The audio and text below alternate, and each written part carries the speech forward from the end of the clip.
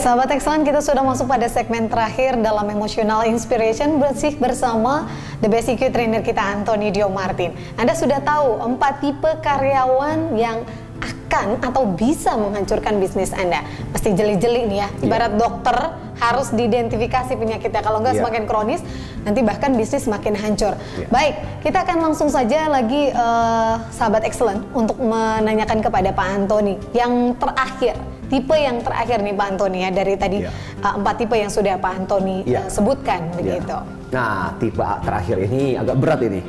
Tipe yang terakhir ini kita sebut sebagai tipe kriminal. Waduh. Yes. Ya, tahu nggak sih kriminal? Iya. Gimana sih kriminal?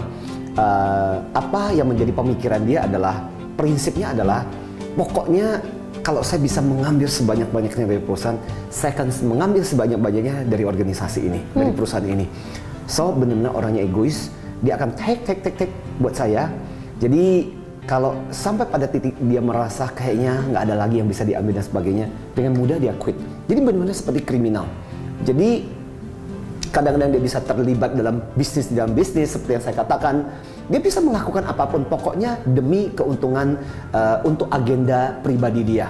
Maka saya menyebutnya bahwa dia sama sekali tidak berpikir untuk berkontribusi sebenarnya. Kalaupun dia berkontribusi, ujung-ujungnya adalah dia berpikir gimana caranya supaya dari apa yang dia lakukan ini, dia bisa mendapatkan keuntungan yang jauh lebih banyak lagi.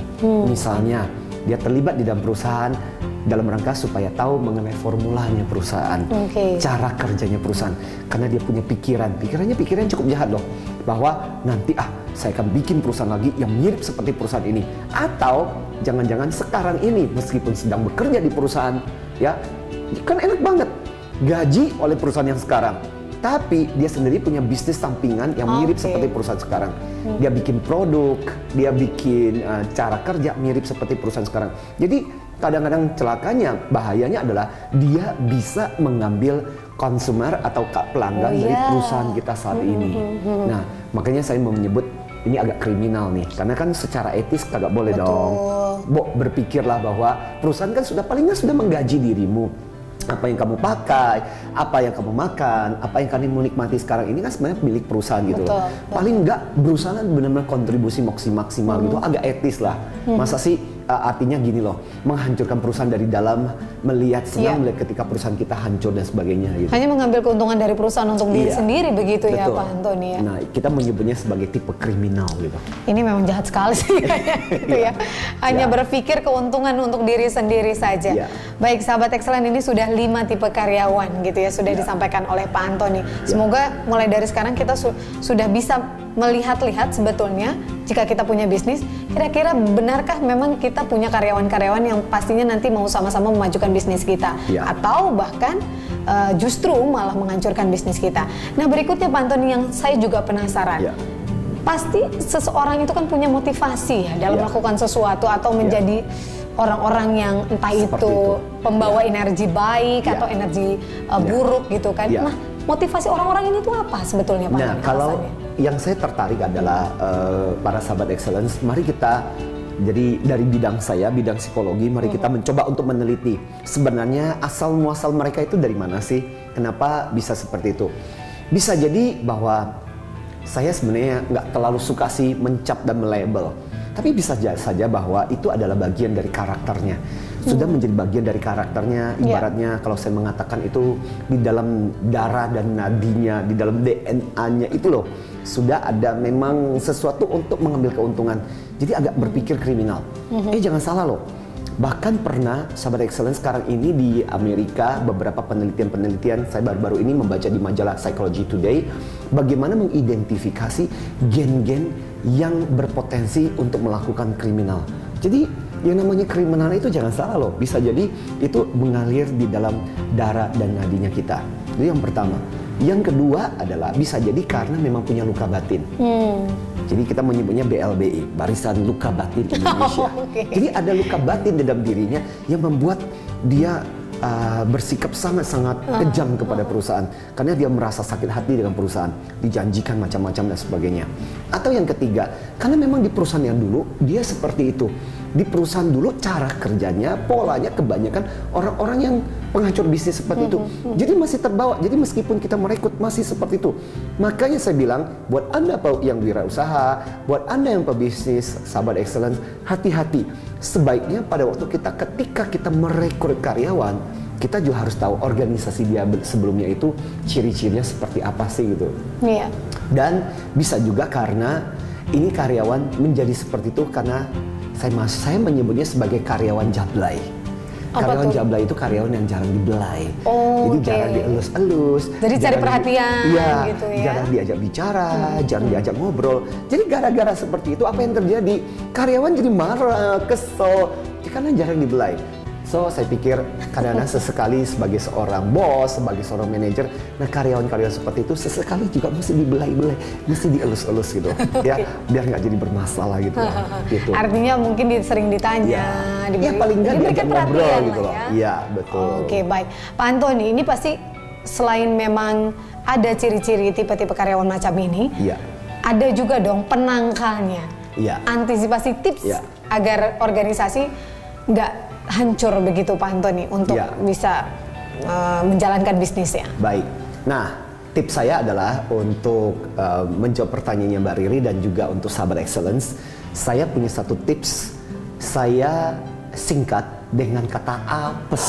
Ya kan apes dong ya, dapat karyawan yang seperti itu yang menghancurkan bisnisnya kita. Kata apes, A, P, E dan S. Apa itu apes? Singkatan dimulai dengan A. Nah, A yang pertama-tama adalah selalu mari kita antisipasi orang-orang seperti ini. Awasi, ya, antisipasi dan awasi. Ya, kalau kita tahu karyawan-karyawan ini kelihatannya dari kata-katanya, dari tutur katanya, dari cara dia berbicara, kita harus lebih awas. Ya, waspada dan antisipasi orang-orang seperti ini. Syukur-syukur bisa diantisipasi sejak awal sebelum bergabung dalam organisasi.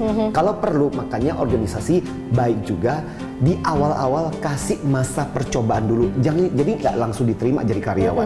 Karena dengan cara seperti itu kita bisa mengantisipasi. Jangan-jangan ketika diterima, ya cuma bisa ngomong aja, tapi nggak bisa melakukan pekerjaan. Itu yang pertama. Yang kedua, bicara soal tadi ya. Ini menarik, kan memang biasanya ada masa probation, 3 bulan. Betul. Dan biasanya di masa-masa probation ini, karyawan itu memang baik-baik saja Pak Antoni. Iya, betul. Kemudian selanjutnya ini, bagaimana? Ya, itu susahnya. Susahnya kita karyawan, biasanya kita menyebutnya masih bulan madu. Gitu. Jadi masih perilakunya masih bagus-bagus, masih manis-manis. Baru setelah 3 bulan, wah tanduknya itu mulai keluar. Ya memang agak susah sih memang. Tapi memang paling tidak ada masa paling probation. Enggak, kalaupun sudah lewat masa probation, kita tetap harus awas gitu. Awasi. Jadi awasi itu penting. A. Yang kedua, petakan. Sahabat excellent. Apa yang penting adalah yang dimaksud dengan petakan ini adalah bagaimana cara kita memetakan ini orang masuk dalam kategori mana, apakah karyawan yang positif, karyawan yang star, ataukah ini karyawan yang berpotensi bermasalah. Nah, kita harus bisa mempetakan. Itu bagian yang kedua. Berikutnya dari kata apes, E.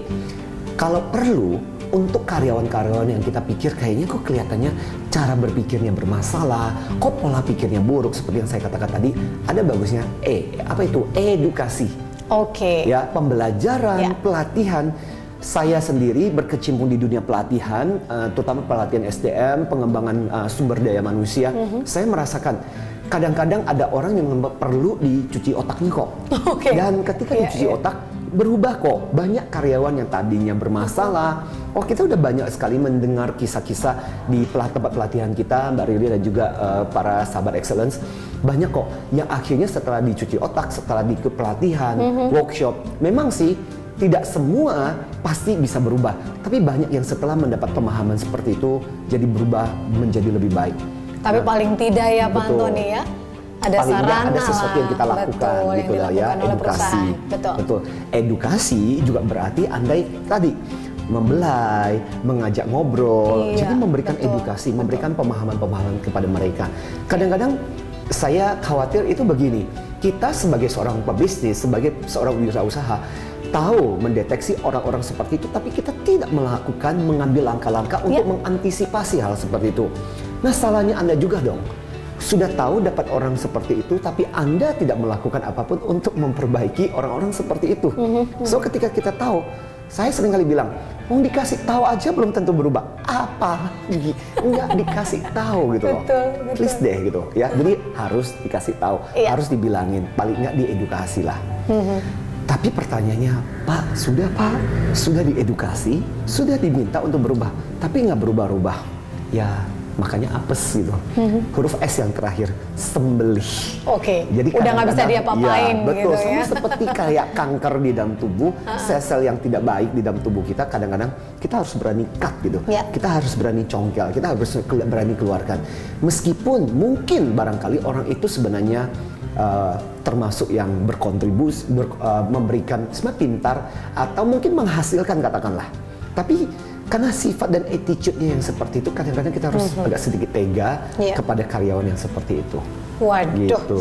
Ini itu udah opsi terakhir lah ya. Iya, udah opsi terakhir, udah sembelih gitu. Ya. Kalau memang sudah nggak bisa diapa-apain setelah perusahaan melakukan sesuatu ya terpaksa disembelih begitu. Pak Antoni, kita sudah berbincang banyak soal ini, 5 tipe karyawan, dan saya yakin sahabat Excellent pun sudah semakin terbuka sebetulnya bagaimana nih nantinya jika memang di perusahaan Anda ternyata sudah diidentifikasi ada karyawan-karyawan yang semacam ini. Pak Antoni, kita sudah masuk pada tahap kesimpulan.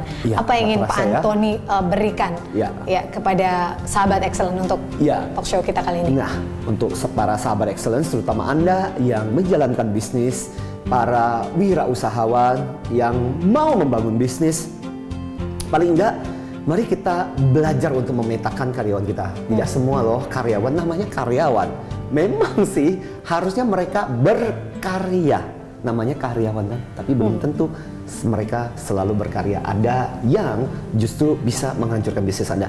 Karena itu mari kita belajar untuk mengantisipasi kalau bisa dari awal. Kita harus smart gitu, harus cerdas ketika menjalankan bisnis kita. Kalaupun dengan karyawan-karyawan yang sekarang, kita harus bisa petakan.